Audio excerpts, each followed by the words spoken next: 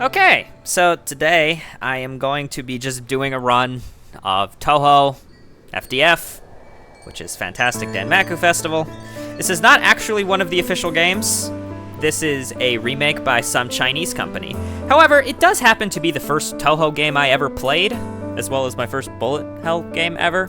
So I figured it would be a good one to start now that I'm trying to dip my toes into commentary. So I'm probably just going to do a regular run of the game, and then maybe extra. Shouldn't take too long. Just kind of give my thoughts on everything as I go. So I will be playing on Lunatic because that is what I've been practicing lately. The game gives you 4 character options. Reimu's the classic, Marissa's high damage, Sanae is for scoring and not that good, and Patchouli is a character, despite the fact that she was a boss in the original game that this is based on. They clearly took some creative liberties with the source material and making her a playable character, and they just replaced her boss fight with a Halloween-themed character. I don't personally like her. I think I'm going to go with Marissa for the main game since she's the one I usually practice with. Normally I don't play her much, but I like her here. Alright, so stage 1. Like with most starting stages, there isn't really all that much threatening here. It's mostly just a race to get your power up as high as possible for the upcoming fights.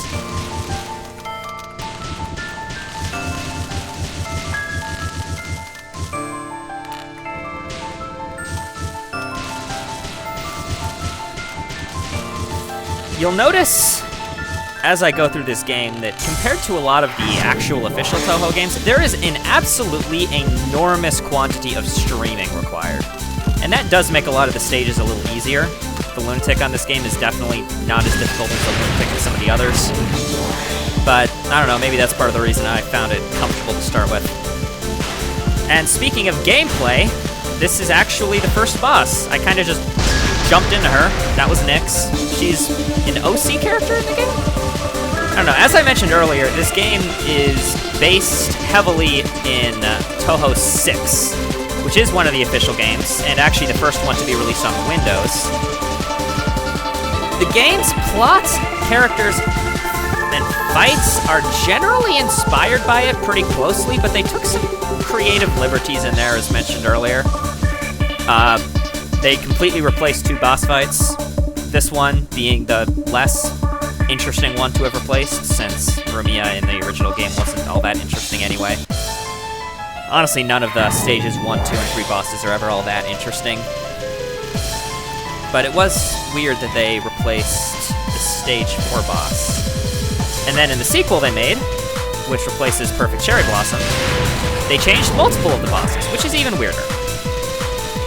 But anyway, she's a stage 1 boss. There isn't that much threatening to be considered threatening. English is hard. Her spell cards are pretty static, and her nons are completely static in the sense that they can just be completely memorized.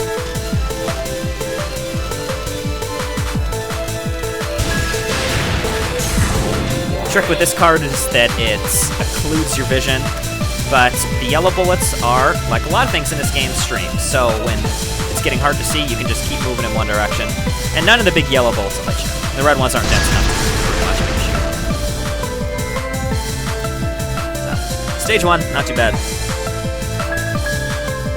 I've been practicing this game to run the whole thing without taking a single hit or using any bombs. It's probably going to be a while before I can pull that off in practice, but I've got each of the stages done individually except extra, so hopefully not terribly long.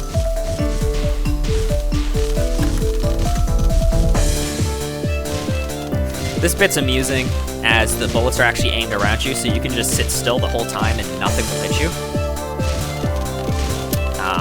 Yeah, normally, if shots are fired around you, they should be accompanied with things aimed right at you, or else you could just sit there for the whole pattern, which is not the most exciting, but it is kind of funny, so I always take that opportunity.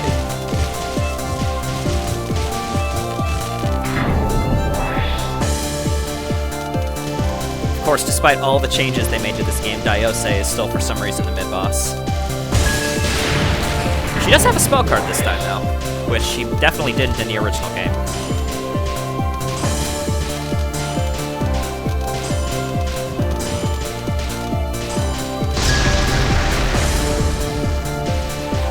It may be because of a lack of practice or something along those lines, but I've actually found, for whatever reason, that Stage 2 in this game actually gives me more trouble than some of the later ones, which is definitely backwards from the normal difficulty curve, in which 1 through 3 are pretty smooth, and then the game spikes in difficulty at 4, 5, and 6. I find that the game actually is... I don't know. I find the patterns on Stage 2, especially some of the non-spells, to be some of the more difficult ones of the game. And maybe it's just the wider angles that these fairies fire at in this stage, but I tend to have a lot more near misses on Stage 2 than I probably should. But it could just be because I've practiced stages 4, 5, and 6 so often that, in comparison, an easier stage that I've practiced less gives me less trouble. But yeah, Cherno, of course, she's back. I actually find that her first non is the hardest thing in the fight. These bullets just can curve really weirdly depending on how her movement is. I almost got hit there. This is just a basic streaming spell. I mean, you can do some fancy movement around it to end it earlier, or you can get hit. Either of those work.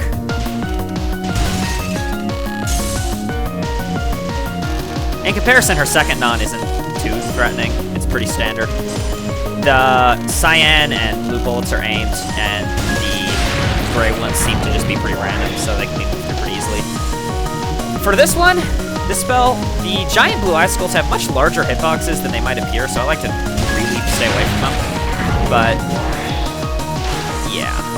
This spell card also can get threatening near the end since she drops that whole thing on you, but it's going to die before then. And that actually makes me want to touch on something regarding this game, which is my character choice. In most Touhou games, because Reimu has the smallest hitbox, she is the best choice for the game. This game, Marissa is probably the best choice for the stages, and the reason is because while she's always been the high damage, high speed character, her damage is kind of overtuned here. She absolutely melts most patterns before they can even really get started. And because of that, I think Marissa's probably the best character choice for this game. Which is unusual, because given that her shot's only straight in front of her, she really struggles with bosses or enemies that move quickly. But honestly, her damage is so high here that it more than makes up for it. So while normally I, quite frankly, never choose her in any of the games, here she's pretty much my first choice for the stages. Missed my streaming there.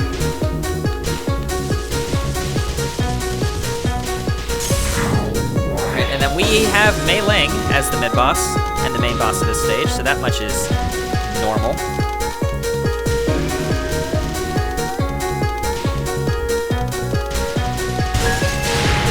Just like in EOSD, she does have a mid-stage spell card that is completely unthreatening. You can mostly just sit in the lanes and be fine. It's got little bouncing bullets, but those generally don't move around and aren't dense enough to really be a concern. So they aren't really something to consider. And this is where the game's stages really start to fall into the design of you just stream until you win. Honestly, you could be a not that great Touhou player and still probably do most of these stages on Lunatic once you know how to stream them. Because this game really is just a lot of streaming. And if you know how to stream well, then the stages themselves aren't that much of a problem. Bosses still are, though. And here's Mei Ling's full fight. It is completely different for her fight in EOSD. She does have a similar rainbow theme going on, but that's about where the similarities end.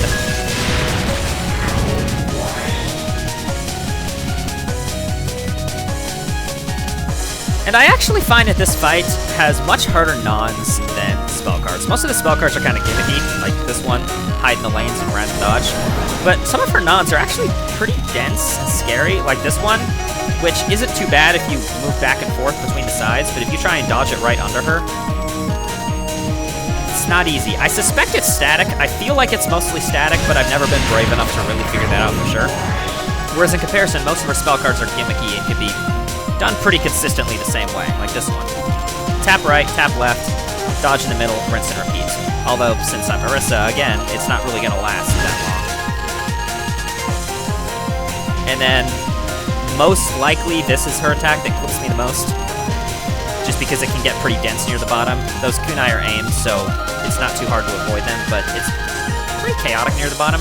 And she also moves around a lot, which is the one problem Marissa has. Since she can't hit, she has no homing abilities, so if something is even a little off to the side, she isn't going to be able to hit it. Which is mostly only a problem for one fight a little later down on the line, but still gives me trouble here sometimes.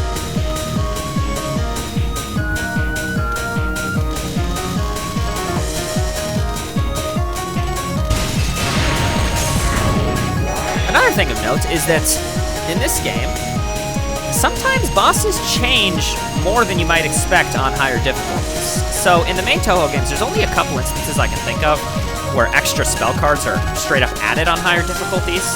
The only one that comes to mind is, what's it called? It's Illusory Dominance on normal. I think it's something involving a Wind God on hard and lunatic. It's Aya's card from Mountain of Faith, which is just completely deleted if you play the game on easy mode. And in a similar vein to that, most of the late game bosses here, or I guess just 3 of them, stages 3, 4, and 5, all have extra cards if you're playing on a higher difficulty. Which I think is interesting, but they're mostly gimmicky enough that it's not all that much more difficult. It just kind of makes the fight longer, which, I mean, Touhou's always kind of been about the boss fights. That's not really an issue or anything, but it would have been nice to get more creative spell cards, I guess, for the later ones. I don't know, I kind of just don't like that Mei-Ling card that she ends the fight on, because it just kind of looks silly in the final stage. But Saki has got a nice card in Stage 5 that I think was a good addition. Speaking of which, books! In the original EOSD, this book section was possibly, like, pristine Denmaku Hell levels of difficult to get through on Lunatic, especially at high rank. But here, it has been nerfed to be one of the easiest things in the game. It's essentially just tap left and right streaming. Which, I don't know, it's a nice change for the sake of running the games on higher difficulties, but it's also kind of disappointing because the books were such an iconic section on the Stage 4 of EOSD. It's kind of sad to see them gutted as much as they were. But, I mean, if it makes the game more consistent, it's probably better overall.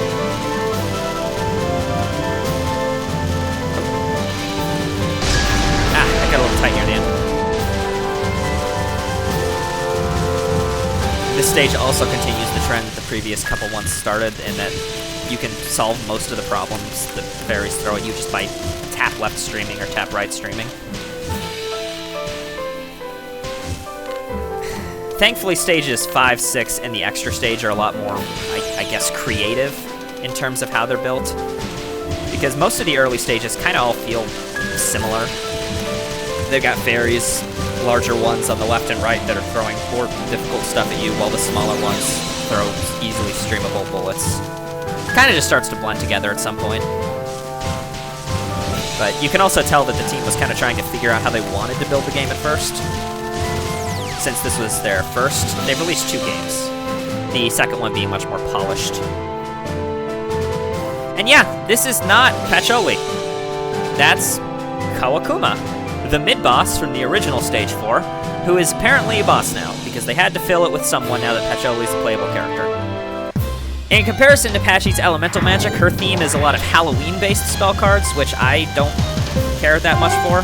I preferred Patchouli as a fight, but, I mean, what are you gonna do?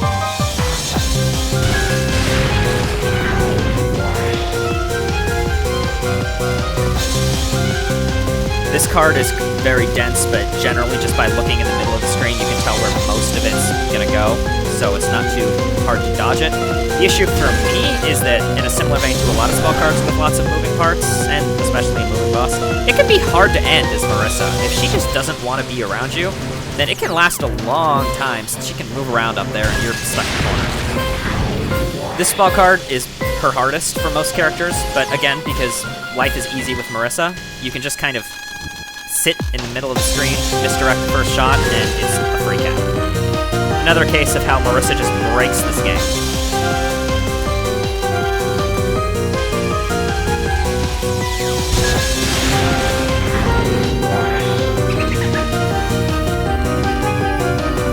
This spell card is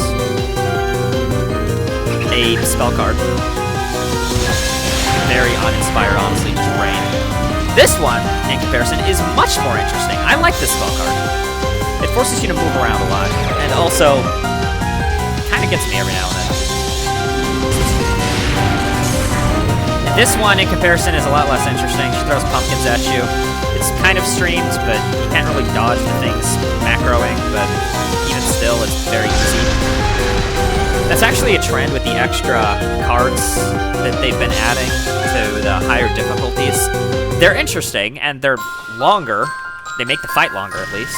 So I guess it's more difficult, but in the end, they're so gimmicky and simple that they don't really feel like an extra challenge, just an extra chore.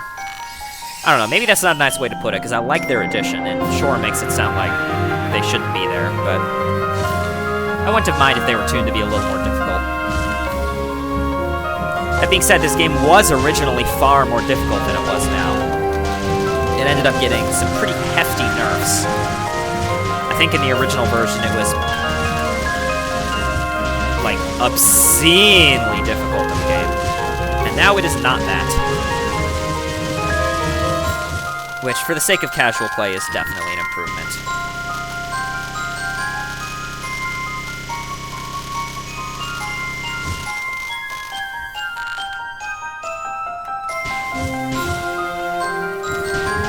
This stage does also favor some pretty heavy streaming focus, but at least it's slightly less so than the other stages. For the most part, it's just these bits right before the mid-boss and the boss, and it's pretty much just tap left or right and win. And yeah, Saki is not the mid-boss, Kokume is for some reason. Her attacks are mostly the same style, this weird spread shot pattern. The spell card also isn't very noticeable. It's just a lot of pumpkins that are spawning these spiraling bullets. I guess it's kind of pretty to look at, and sometimes if one of the bullets is attached to a different pumpkin than I think it is, it'll catch me off guard. But if I'm focusing, it's generally not an issue.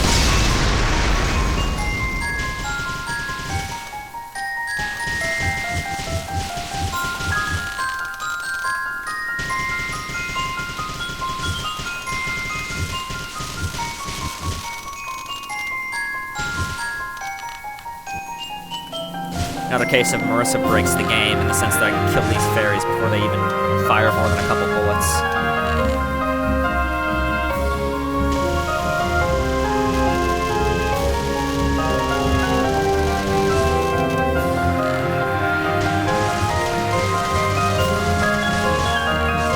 This is another streaming section, but it is at least interesting in that you generally want to restream in the middle of it. And also, it caught me off guard a lot when trying to learn it, because on basically every other difficulty, that section is just kind of a sit still in the middle and wait for it to end. So it took some time to get used to how you want to stream through it, but it's not that threatening. Sagia, in comparison to EOSD, where she was mostly just knives and time-stopping, plays as a much more of an illusionist here, in the sense that most of her spell cards use cards with knives hidden under them and plays weird tricks on you. Her nuns, as is a trend in this game, are probably the hardest part of the fight. For this first one, you can actually stay in front of the cards, and generally they won't hit you. I just kind of was dumb there. The first spell card, as far as I can tell, is completely static. The knives, I guess, can be a bit random, but for the most part, the rooting isn't. And with Marissa, it dies so quickly you don't even have a chance to see much of it.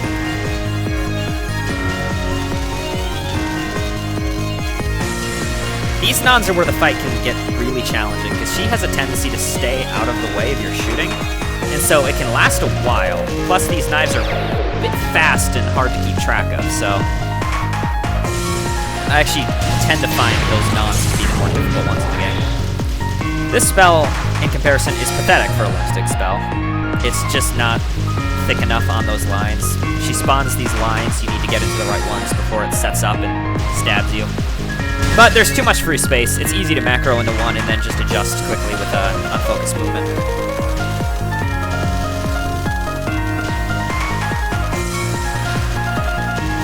It's really hard to get under her when she does these.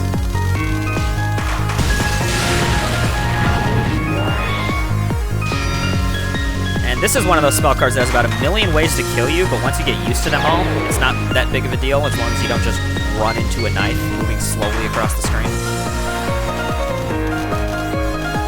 The trick, though, is just not to get too high, which feels comfortable. You want to clear those knife waves, but if you get too high, she can actually spawn more knives right on top of you, which is an instant death with no counter, so don't do that.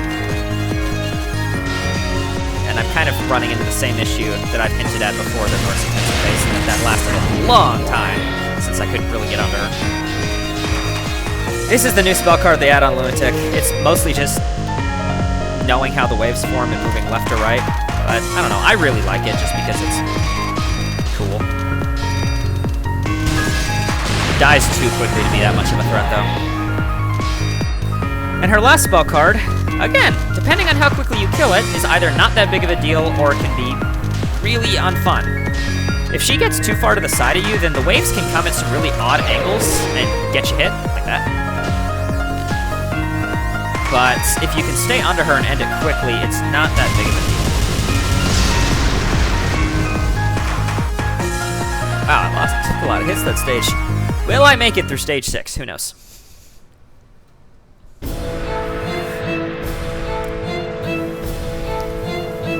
Stage 6 mostly opens with these knights, which you can actually kill pretty quickly by bullet sealing, which mostly just means staying right in their face. Doing so prevents those bullets from spawning, because otherwise a bullet would spawn right on top of you, which would be considered unfair. So you can kind of use that mechanic to your advantage. I don't like doing this not on max power, but it seems to have turned out okay here. And Nyx is back, for some reason. Which is funny, because honestly, the mid-boss non here is probably the most difficult thing in the stage, just because of how quickly these bullets come out quickly. This is really one I want to kill quickly, because I take a lot of hits to those rings trying to macro around the purple shots.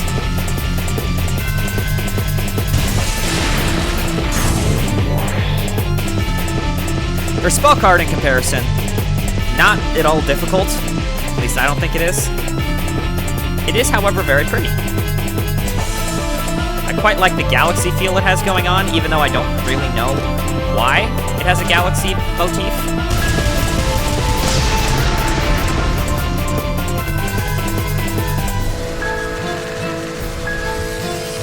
Some of these bats can actually clip you if you don't shoot them down, which has caused me some pretty funny deaths in the past, since I didn't realize they were actually a threat. I thought they were just kind of decoration for Remelia's entrance. And yeah, here's Remelia. Same final boss, at least. She's not nearly as inconsistent as she is in EOSD, though she has a pretty monstrous timeout near the end of the fight, and one spell card, which, depending on what mood she's in, can be either really annoying or free.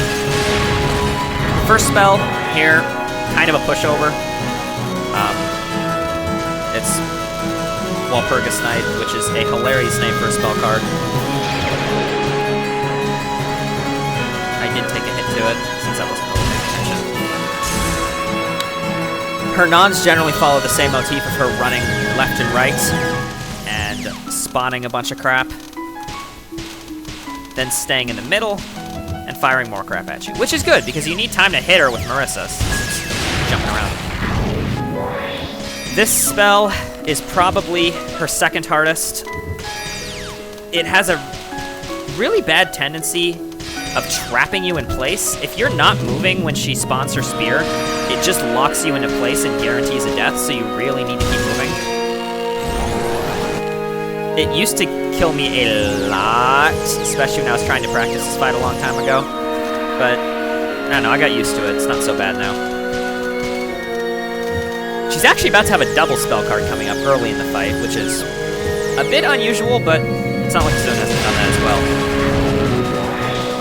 This first one is just intimidating, but not that threatening. You can stream most of it.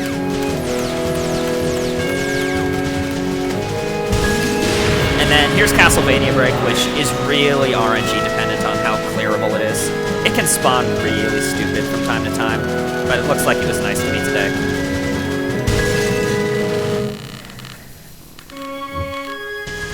Your last nod. I took a hit, which is sad.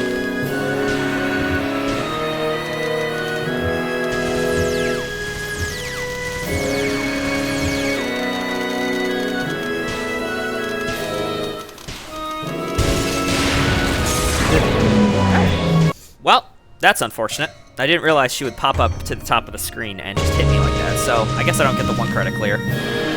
But it's fine. This is another intimidation spell. You can mostly just dodge all of the fast bullets by moving to the side and then weaving through the thick bullets, which have very small hitboxes compared to their size, so it's not that threatening. Honestly, 90% of the difficulty of her fight is in this single spell card. And that's because this is a problematic spell, in my opinion. So, on the face of it, I quite like how this spell is designed. This ring following you with the lasers forces you to keep moving, while this center bit constantly provides pressure, and the bullets make it, the little bullets on the side make it more difficult as you go. The problem is that everything is very white, and as a result, like there, when you get farther into the card, it has a really bad tendency of obscuring bullets. It's really hard to see those little ones from time to time, when everything is just this blinding white light. I can't see these little red and purple bullets coming, because they hide behind giant waves.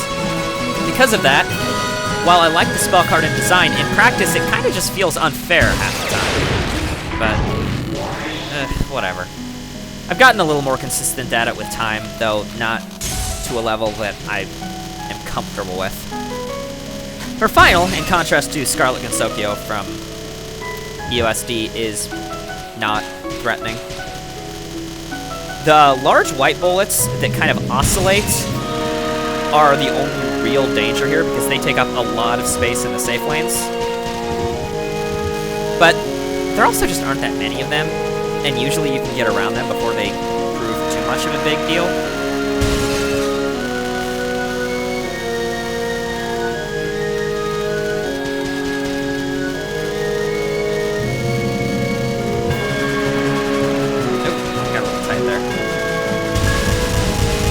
There we go.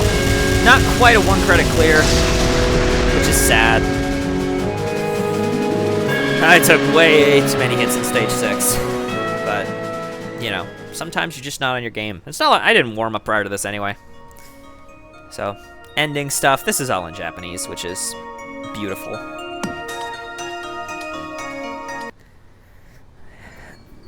So that's the main set of 6 stages. As is usual for Touhou, there is an extra stage, which I'm now going to quickly run through. I could play Marissa. I'm going to play Reimu for a change of pace. The extra stage is probably the best stage in the game. I really like what they did with EOSD's Stage 6, which, despite being iconic for its fight, also hasn't aged the best, in my opinion. I don't think it holds up all that well today. A lot of Flandre spells are just kind of not that interesting. And the stage portion itself also isn't all that interesting. Here, though, they do a lot of interesting things with how the stage layout is built. So, I'm pretty much camping those fairies as they spawn, because if you leave them alive, they will spew an absolutely obscene amount of bullets, which is really hard to dodge. And that's kind of a theme of this stage, actually. Most of it is pretty manageable once you know where everything comes from. However, if you're going in blind, or you don't know what's threatening and what's not, you may end up focusing the wrong things. And this stage does penalize that very heavily. If you don't hit the right enemies and get them killed quickly, the screen will get filled with a lot of bullets. Enough to be very threatening, even if you are very good at the game. So, I just like to kill everything before it becomes a problem. And that is mostly just memorizing what's dangerous and what's not, and where you need to be to get rid of it as fast as possible. But it's not like extra stages in Touhou aren't historically very memorization and rooting based anyway. Also, here's the first mid-boss, Mei Ling, not Pecholi. For her, the waves are generally pretty manageable as long as you can manage to stay under her, and because I'm Reimu now, I've got some homing, so even if I'm not under her, it's pretty easy to at least do a little bit of damage. Yeah, there we go. Her spell card is actually fairly tricky. It's mostly just these, she spawns these 3 clones of herself. 2 of them will launch aimed giant bullets, and one of them will instead spawn a spread shot of jelly beans. The spread shot, if it happens to spawn close to you, can actually be really dangerous since those bullets have large hitboxes. The larger bullets generally aren't as big of an issue in the card because generally just go around them. They're always aimed directly at you. And so is the spread shot for that matter, but it spreads out enough that it doesn't really matter that it's aimed at you. You're still going to have to weave through it somehow.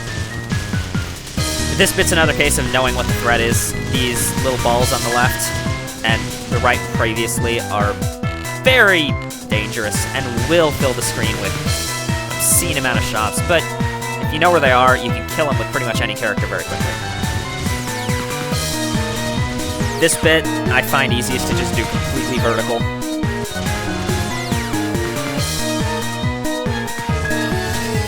Butlers over here will spawn a massive cluster of bullets if you leave them alive too long, but it's quite easy to kill them before they do that. And now we just have the same pattern as before, just with a lot more of them. Again, unless I absolutely have to, I usually just do this completely vertical. I find it most consistent. And you got these sets of fairies. They're all identical. You get one in the middle, and then two towards the middle of the screen, each a little offset from each other, and then two near the edge of the screen. And they drop resource pieces. And their bullet clusters, for the record, are completely static. So it's easy to memorize how to do them. Same with this knight, who spawns about 10,000 bullets, but can actually be safe spotted. As if you sit in the spot where these two knives overlap, you just kind of sit in the middle and nothing will hit you. And then the stage portion is going to end with just another small streaming section, which, like the first one, is not hard. Second mid-boss. It's Sakuya again, although she is much more toned down compared to how she was in the main game. These knives come out pretty fast, but aren't dense, and the cards, despite looking threatening in terms of how quickly they come out, also leave you plenty of time to get into a safe location. Her spell card is one that just tries to confuse you. She'll move all this stuff forward, and then spawn a bunch of blue knives, which are tracked on your position. So it's intimidating and scary at first, but once you realize all you have to do is wait for the change and then move to the left or right a little bit, it loses a lot of its fear factor.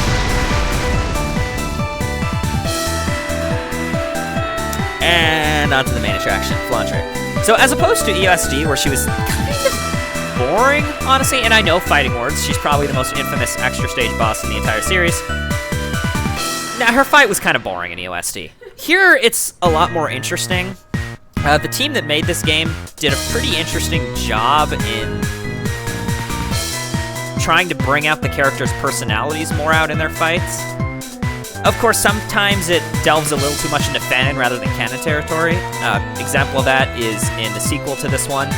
They turn Yukari's fight into a complete Eldritch Lovecraftian style fight, which is very cool, though it's very different from her fight in the main game. And a similar thing is going to happen here, where they really try to emphasize Flandre's nature as almost a captive, locked-away girl in the basement of this mansion for hundreds of years.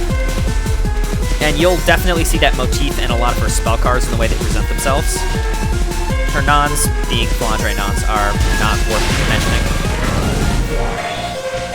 This first one will set up chains all over the battlefield, and then she'll start filling it with roses, crosses, and bullets. You can just kind of hide around the chains, and then move to the outside to avoid the roses. Then she'll set the chains up again, and you just dodge them. Usually, even if you're playing a weaker character, this will die before the second wave, so... as long as you can survive one set, you'll generally be fine. Also, note that most of her nons here are aimed, so like half of everything in this game, you can just stream them for the most part, which if you're Marissa may not necessarily be the best because you need to be directly underneath her, but Reimu can just home, so no issues there. This pattern uses the same kind of fans she had going on in Shoot the Bullet, which I hated those fans, but it's much more memorizable here as opposed to the card in Shoot the Bullet, so you just memorize a path and it's just about 100% consistent. Yeah, and now that I'm thinking about it, as compared to the rest of the stage, her boss fight also becomes far, far, far easier once you know what you're supposed to do. Half the difficulty is just finding a route for everything. Once you do, you can generally follow it, and most of her moves aren't that threatening. It's the same deal here. This guard killed me a whole bunch until I realized how you need to move through it. And now that I got a memorization route planned, it never really kills me.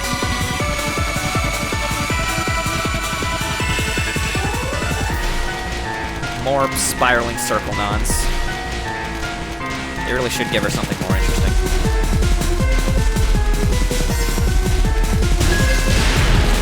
Next one is, I think, Inquisition. Yeah, so this is Inquisition, which, again, like most of her cards, really threatening until you know how to approach it, which is you need to stay near the top of the cage to bait the fire to move towards you, and then move to the bottom to stream the large bullets she fires. I still managed to get hit by tail end of them, which is really sad, but for the most part, once you get how to take care of that spell, it's not that bad. Just ignore the part where I got hit due to a completely invisible bullet. I don't know, I'll do the hard stuff really easily and then I'll die to a slow-moving bullet you could have seen a mile away. That's my MO. I think this is, yeah, her festival spell. She will just charge you straight up, which is scary at first, but you can misdirect her to make use of it, and then rain fire from the sky. So I generally just misdirect her to the left, run to the right to dodge the thick bullets, and then, like most of her spell cards, it dies really in just one wave, so it doesn't last long enough to be a threat. Here's where her nons get a lot, well, I'm not going to say a lot harder, but the pattern is a lot prettier to look at, based on the spiraling of it near the top. I think her next card is Night Lord Awaken, which you can misdirect a little to the side to start, and then just hammer her from the middle. If you're Marissa, I'm pretty sure this is just going to die before she even gets to a second wave, but if you're not Marissa, then you have ways to hit enemies when you're not right below them, and even still, it's still going to die in a second. So, another spiraling non. This one is a little more dangerous because it uses the big bullets instead of the crosses. This game uses a lot of custom Danmaku. Most of it's pretty easy to read the hitboxes for them. For example, with these crosses, it's really just the red bit in the hilt that's dangerous. This sign uses more of her fans from Shoot the Bullet. The only difference... That was weird.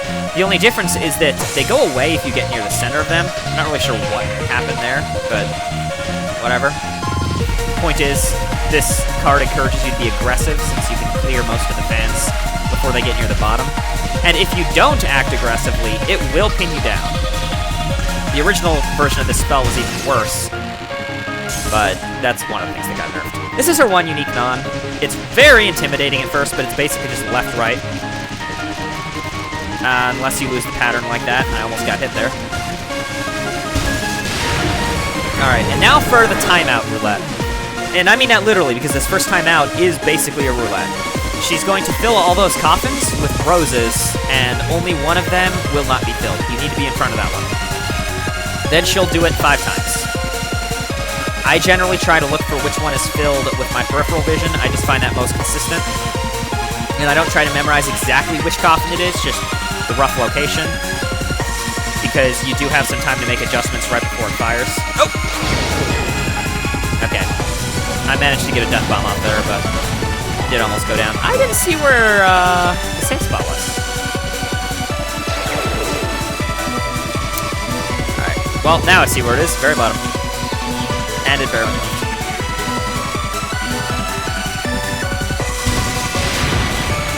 Timeout number 2 is very long.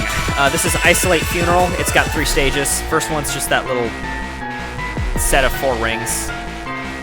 The next one is even more rings. This lasts for until there's about 50 seconds left on the card. Again, like with the previous card, this was really nasty in the unnerfed version of the game, but now it's much more consistent. It's really just a dodge test, so we'll see if I can actually dodge. Apparently not.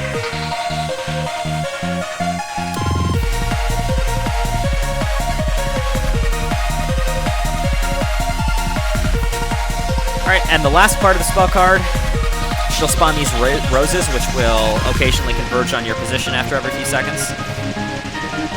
For the first bit, I just move diagonal to get out of the way of them. However, as you can probably notice, the sides of the screen are shrinking, so the movement availability is growing smaller. And on top of that, she starts firing crosses on your location, so your movement needs to get a little more creative to get through this in the later parts. Generally, around this part, I switch to moving vertically through it. No, here. Didn't really aim that position very well.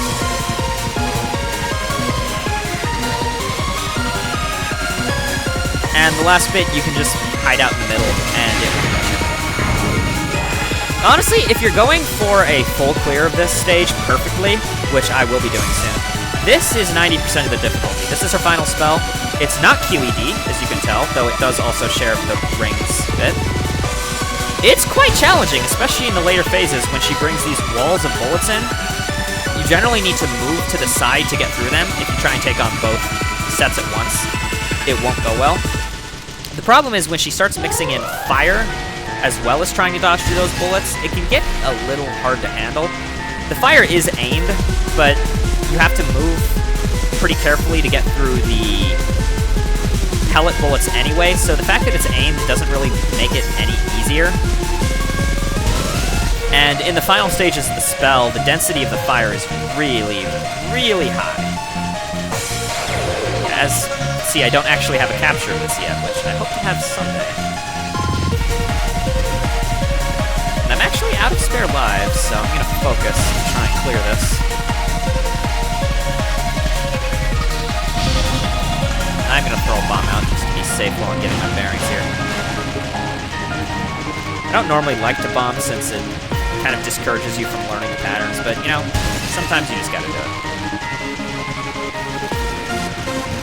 The last wave introduces this beautiful eye-searing blue color, which does not help to make it any easier to read what is happening.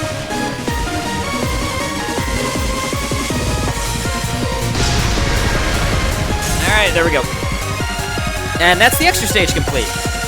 And after just about 0 dialogue, that's it. So that's basically the whole game, minus the spell card challenges, which I might do in another video. So, yeah. It's not as hard as most of Zun's games, for example, and because of that, and also I think the presentation of it, this is probably a pretty good starter Touhou game if you're interested in the series but not sure if you want to commit to the jank that can come with the main games, especially the earlier ones. PCB and Imperishable Night coming to mind with their very inconsistent death bombing mechanics. But yeah, so that's basically the whole of the game, minus the spell card challenges.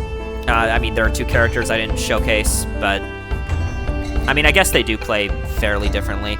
Patchy plays similarly to how Yomu usually plays, and Sanae plays like garbage. So her only real versatility is in scoring, which is sad, because normally I would pick her as my main, but, you know, each game has its best characters and its worst. So, that's the game, and that's where I am going to end for today. So, catch you later.